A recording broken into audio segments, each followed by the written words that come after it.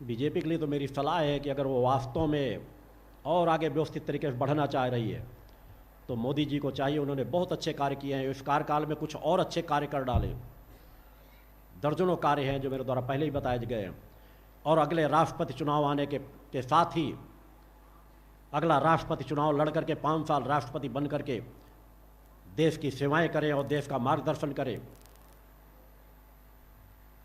और योगी आदित्यनाथ को देश का अगला प्रधानमंत्री बना दे।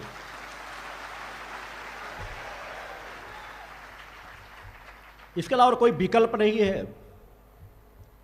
देश की रक्षा के लिए, राष्ट्र की रक्षा के लिए पार्टी अगर अपने नेताओं के हित में पड़ जाएगी तो हो सकता है ऐसा निर्णय न करे, मगर आवश्यकता है कि हमारे मध्य प्रदेश के शिवराज सिंह चौहान को पार्टी का राष्ट्रीय अध्यक्ष बनाया जाए।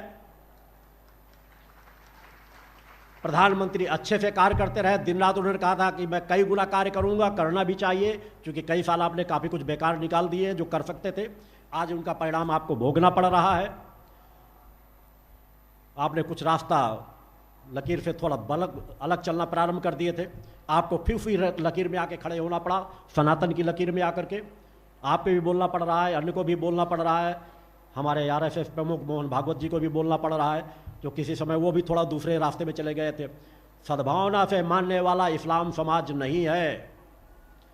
जो आप कह रहे थे कि अब राम मंदिर बन गया, अब हर घर घर में क्या झांकना, अरे हमें हर उस घर में झांकना है जिस घर में हमारे देवता स्थापित है, जिस पर वह हाथ पैर धुलते हैं, जिन्हें उन्होंने ध्वस्त कर रखा है।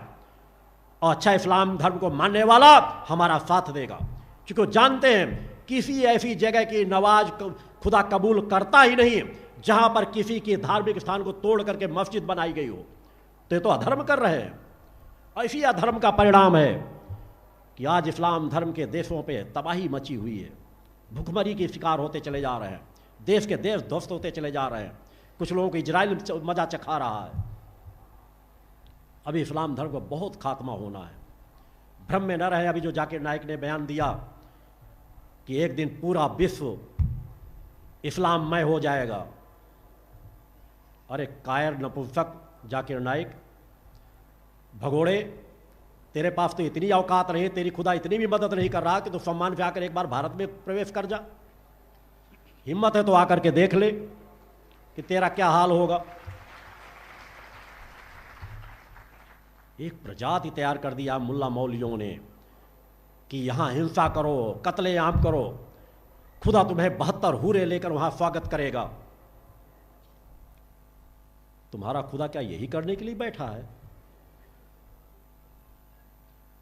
और करने के लिए बैठा तो क्या तुम्हारे खुदा के पास इतनी ताकत नहीं है कि अगर कोई कुछ गलत कर रहा तो उसको मारने की उसके पास क्षमता हो?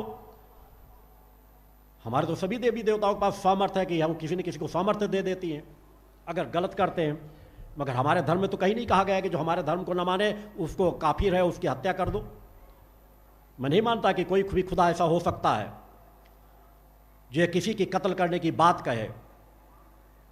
अतः मैं चाहता हूं कि इस्लाम के धर्म के लोगों को कुरान को और अच्छे से पढ़ना चाहिए, इस्लाम को और अच्छे से समझना चाहिए, जिहाद की मानसिकता को छोड़ देना चाहिए, काफिर की मानसिकता को छोड़ देना चाहिए। सभी धर्मों को सम्मान से जीने का हक है, जीने का हक मिलना चाहिए। उस दिशा में सभी को कार्य करने की जरूरत है। अब भी वक्त है।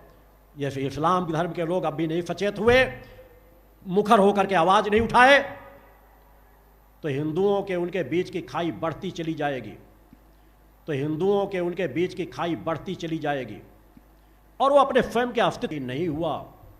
इसका हमेशा ध्यान रखना चाहिए।